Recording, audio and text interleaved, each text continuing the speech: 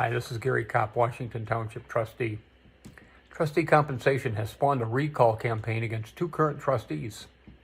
This recall stated that they voted a raise for themselves. Well, who else would do it? A current trustee candidate running for election in November said that many residents were horrified that 5 members of the Washington board decided to give themselves a pay raise in 2020 in the middle of a pandemic when families and businesses were struggling. Here's a history lesson.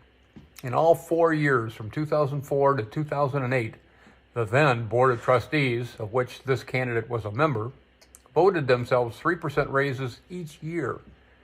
For those who remember this period, we were in a horrible downturn in the economy, and yet the board voted themselves 3% raises 4 years in a row. The current trustee compensation had not been increased since 2008, which just happened to be the last year this candidate was on the Board of Trustees and voted himself a raise. That is 13 years without a raise.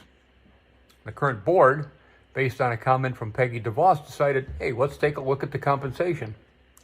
After a detailed study, the board raised their pay to equal the midpoint of the surrounding communities. 2 board members voted to not raise the trustees' pay, but they'd been given a 24% raise by the previous board.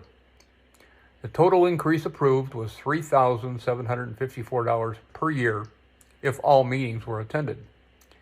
But the actual dollars is small in comparison to the full-time elected officials' raise of the year granted in 2014. So in closing, do you think it right to recall 2 good people for approving a long-deserved raise when previous boards just voted themselves one every year?